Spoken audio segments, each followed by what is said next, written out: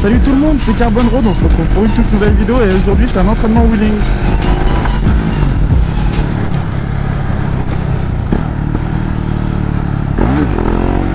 Alors aujourd'hui on va surtout apprendre à déclencher le wheeling en fait, puisqu'il y a énormément de tutos qui vont t'apprendre à prendre le frein, à avoir le frein.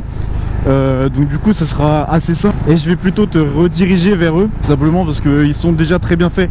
Mais en termes de déclenchement de wheeling, ça peut être un peu brouillon. Je vais essayer de vous montrer comment moi j'ai appris. Donc c'est peut-être pas la meilleure technique, mais en tout cas ça marche pour le Duke 690. Ensuite j'ai essayé plusieurs autres motos. Donc le Z650 par exemple. Attendez.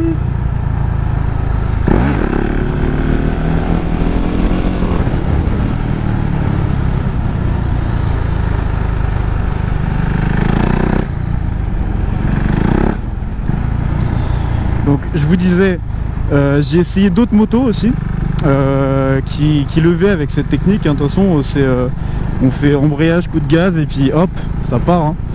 Donc le Z650, le R6N, le XJ6, j'ai testé quoi d'autre encore, le 125 Duke. Alors, petite particularité pour les 125, comme vous n'avez pas assez de puissance entre guillemets dans les bas régimes, ce qu'il faudrait faire pour vous en fait, c'est la montée d'abord en régime et ensuite mettre un gros coup de gaz en relâchant ton embrayage.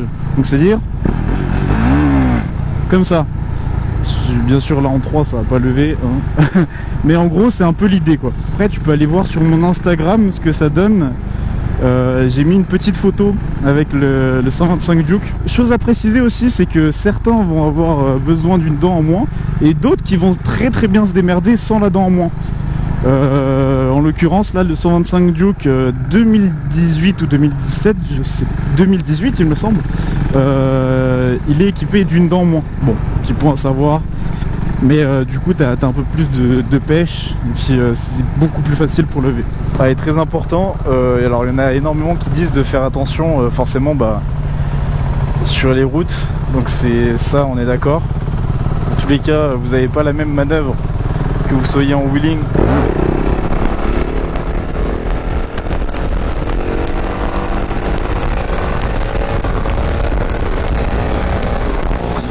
Honnêtement aussi, je fais un tuto le wheeling entre guillemets, je suis pas ouf en wheeling. C'est-à-dire que je vais me démerder, ça fait illusion. C'est-à-dire que sur Instagram tu prends un screen, hop c'est bon, ça fait illusion. Mais si également vous avez des conseils, je suis preneur. Même si tu gères bof le frein, entraîne-toi déjà à chaque fois que tu lèves, pied au-dessus du frein. Ça de toute façon dans tous les tutos que tu as dû regarder des dizaines de fois, j'invente rien, le frein peut te sauver, machin.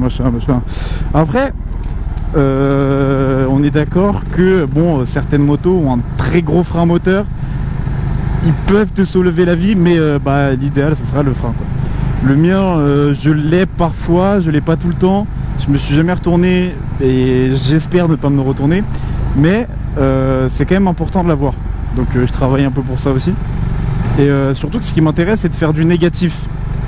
Donc pour ça il faut le frein.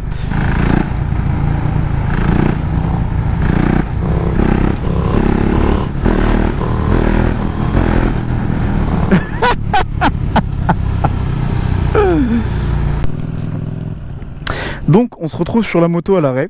Alors ça va dépendre de votre moto, de votre puissance et d'un tas de choses. Déjà si vous êtes bridé ou non, des trucs comme ça. Donc je vais vous expliquer dans mon cas et ensuite je vais vous expliquer dans d'autres cas que j'ai déjà essayé. Vous mettez en deux, j'invente rien. Hop, je vais essayer de vous mettre les rétros de façon que vous voyez mieux les commodes dos, je sais pas. Bon. Donc vous mettez en deux. Et le plus important, on voit rien du tout. Ouais bon, pas grave.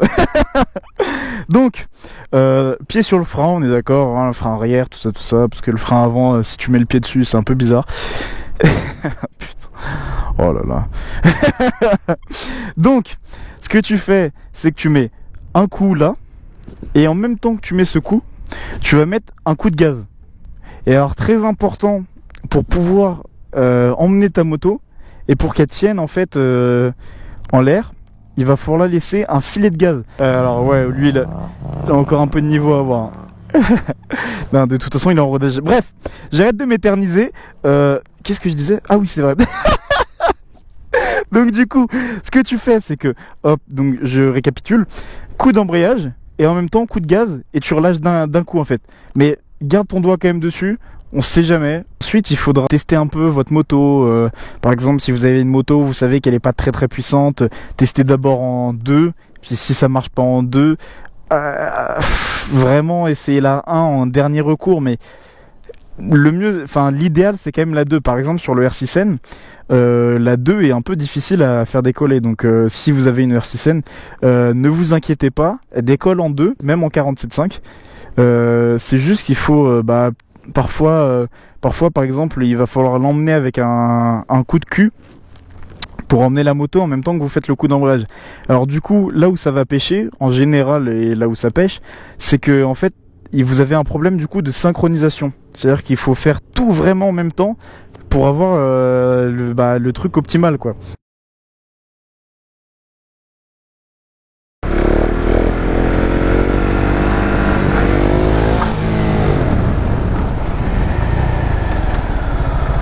Hop.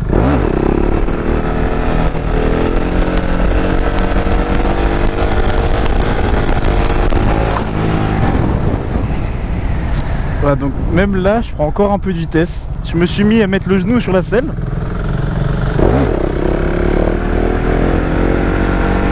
Et depuis peu, je réussis. Moi, je vous dis bye. Et à la prochaine fois. Salut!